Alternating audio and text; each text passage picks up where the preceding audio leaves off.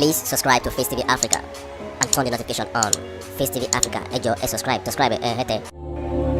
Face TV was Swoby.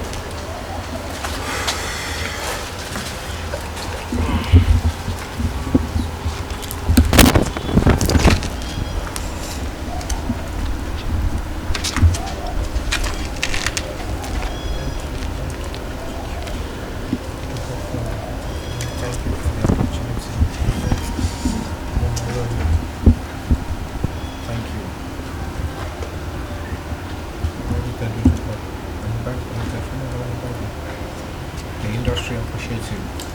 I appreciate it. My family appreciates it. I will tell my children, my grandchildren, the role you played in my life. I thank you for everything you've done.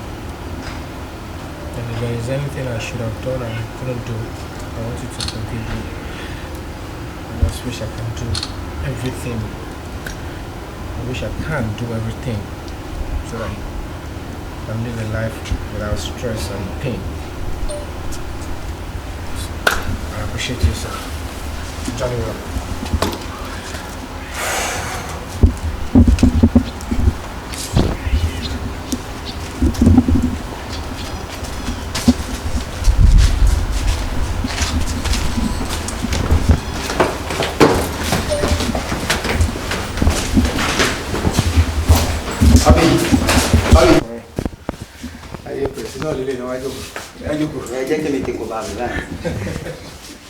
Anyway, you go there.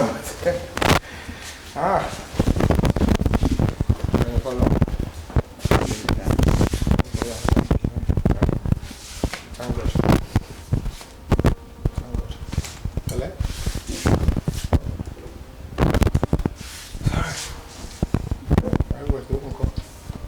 Wow. It's jadi. Wait, madam, everybody bad on our charity. Mother. I couldn't.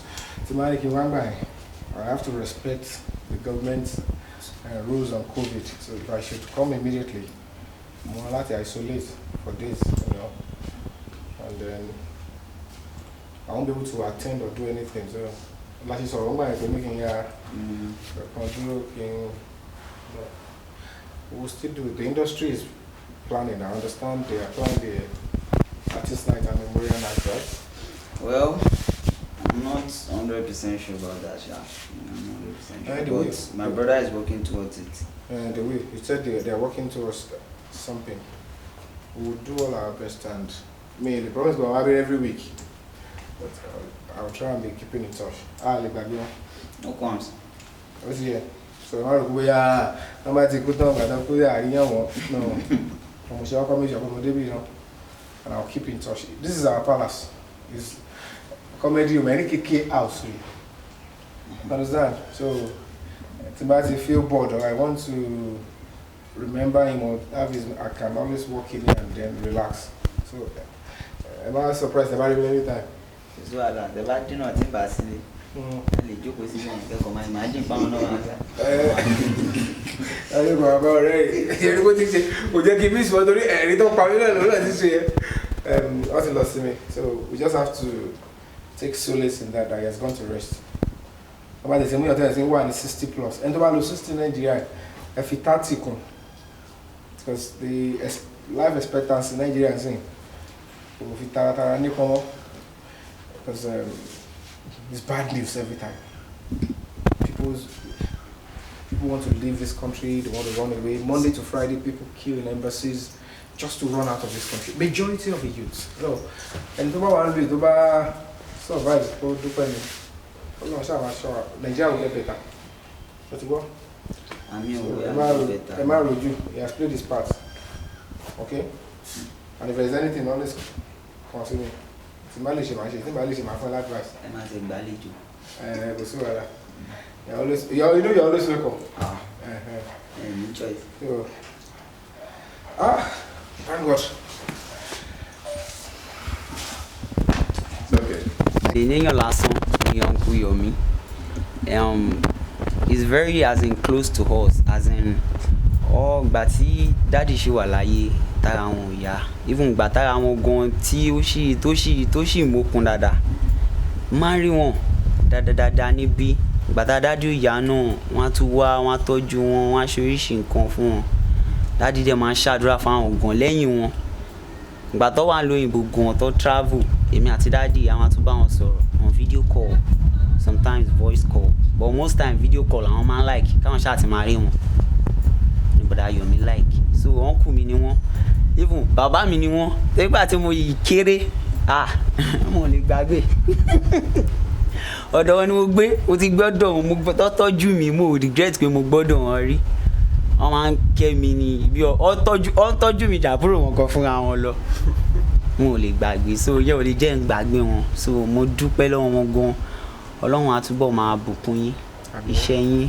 á máa lékún sí iṣẹ́ yín ò ní lọlẹ̀ gbogbo tẹ́ bá dáwọ́lé á máa yọrí sí rere torí gbà tí dáàdì gan ṣaláìsí àwọn náà first person tó máa kọ́kọ́ pè mí wọ́n ní báwo ló yẹ jẹ́ mo ní bá ṣe rí nìyẹn o pé mi lè máa sọ̀rọ̀ púpọ̀ nígbà tẹ́ bá dé ọ ní òkè ṣé káwọn kúkú máa bọ̀ mo ní rọ o mo ní ẹ máa ṣe kọ́ tẹ́ ń ṣe lọ lọ́hùn náà ẹ má ì tí wà tẹ́ bá ti dé àwa ṣe nǹkan tó yẹ ká ṣe bọ̀ mo dúpẹ́ lọ́wọ́ wọn ó dúró tì wá níwájú àti lẹ́yìn ó dúró tì wá mo dúpẹ́ lọ́wọ́ wọn mo dúpẹ́ gan àti gbogbo Nàìjíríà mo dúpẹ́ lọ́wọ́ everybody mo dúpẹ́ inú mi dùn ẹ kú àdúró tì Ọlọ́run á túbọ̀ máa dúró tì ẹ̀yin náà gbogbo ẹ̀yin tampan ATV everybody ẹ wò bí ìmọ̀yàn tán bí mo ṣe wà mọ́ ò mọ̀yàn àmọ́ mo dúpẹ́ gbogbo báwọn èèyàn ṣe ń wá ni èmi náà wá ń mú àwọn èèyàn sí èmi èmi náà mọ̀ wọ́n sí so mo dúpẹ́ gan ọlọ́run á bá mi dúró ti everybody ẹ ṣé gan. Please subscribe to Facetv Africa and turn the notification on. Facetv Africa, ẹ jọ̀ọ́ ẹ subscribe, hete. Face TV was Swoby.